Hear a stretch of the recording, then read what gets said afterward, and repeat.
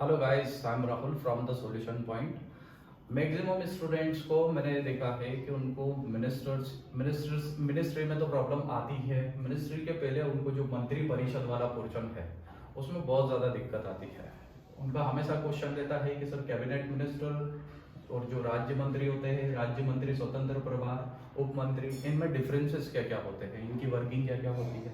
ठीक है, हमारा जो कॉन्स्टिट्यूशन बना है वो बना था 1861 में। इसका जो पोर्टफोलियो बन गया था पूरा वो बना था 1861 में। उस वक्त किसका शासन था? लॉर्ड कैनिंग का। अब हर चीज को अलग अलग डिपार्टमेंट में डिवाइड किया है, जैसे गृह मंत्रालय, वित्त मंत्रालय, फाइनेंस मिनिस्टर हो गया, होम मिनिस्ट्री हो गया, रेलवे हो गया। ठीक है, सब सारे डिपार्टमेंट को अलग अलग डिवाइड कर दिया। अब इतने बड़े देश के इतने बड़े बड़े विभाग हैं, अब हर विभाग को कोई एक पर्सन तो संभाल नहीं सकता है।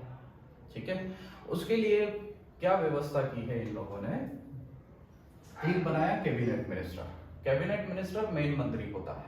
ठीक है, कोई सा भी विभाग ले लो आप, जैसे रेल मंत्रालय ले लो। ठीक है, अभी रेल मंत्रालय में जो कैबिनेट मिनिस्टर है वो कौन है? अश्विन वैष्णव।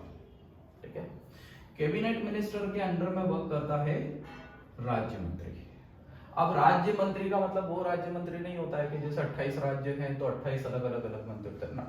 एक कैबिनेट मिनिस्टर का सिर्फ एक राज्य मंत्री होता है। ठीक है, राज्य मंत्री के अंडर में होता है उप मंत्री। ठीक है, अब राज्य मंत्री स्वतंत्र प्रभार, ये मेन पर्सन है। इसमें और इसमें क्या डिफरेंस होता है? जब कैबिनेट मिनिस्टर बैठता है तब राज्य मंत्री के ऊपर उसका भार होता है, क्योंकि अगर ये बैठा है तो ये स्वतंत्र रूप से काम नहीं कर सकता है। मेन जो चलेगी वो इसकी चलेगी।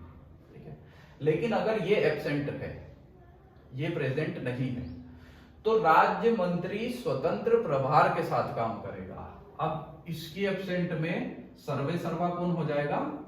ये पर्सन हो जाएगा।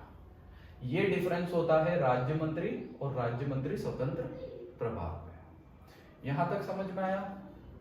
ये चार तरह के मिनिस्टर होते हैं और मिनिस्टर्स का मिनिस्टर्स होता है प्राइम मिनिस्टर। मंत्री परिषद बना से। अब मंत्री परिषद से क्या बना? मंत्रिमंडल। मंत्रिमंडल का विवरण सिर्फ आर्टिकल 352 जो राष्ट्रपति आपातकालीन का जिसमें विवरण हुआ है उसमें बताया गया है मंत्रिमंडल का। ठीक है, अब मंत्रिमंडल में कौन मंत्री बैठते हैं? मंत्रिमंडल में मंत्री परिषद के जितने भी मेन मंत्री होते हैं, जितने भी मेन मिनिस्टर्स होते हैं, वो कहां बैठते हैं? मंत्रिमंडल में। जितने भी क्रीम मिनिस्टर्स होते हैं उनसे क्या बनता है? मंत्रिमंडल। कैबिनेट के मंत्री बैठेंगे। ठीक है, कैबिनेट के मंत्री बैठेंगे मंत्रिमंडल में। राज्य मंत्री बैठेंगे? नहीं, राज्य मंत्री नहीं बैठेंगे। क्यों नहीं बैठेंगे? क्योंकि कैबिनेट मंत्री बैठा हुआ है। राज्य मंत्री स्वतंत्र प्रभार वाले बैठेंगे? बिल्कुल बैठेंगे राज्य मंत्री स्वतंत्र प्रभार वाले, क्योंकि स्वतंत्र प्रभार तो अगर देखा जाए तो वो ही हो गया ना, एक तरीके से कैबिनेट मंत्री हो गया। वो कैबिनेट मंत्री से इक्वल ही हो गया, उसके एब्सेंट में बैठा हुआ था वो। तो इनसे मिलकर बनती है मंत्रिमंडल।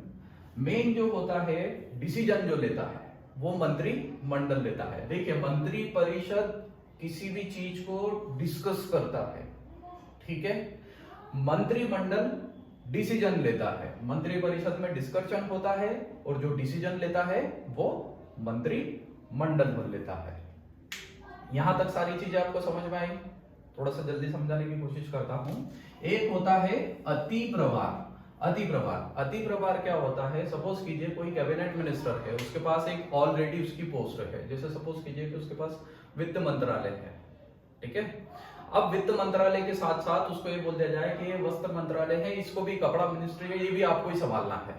ठीक है, तो वो जो एक से ज्यादा उसके पास पद आया, ठीक है, विभाग आया, वो क्या हो जाएगा? उसका अति प्रभार। ठीक है, ये होता है अति प्रभार।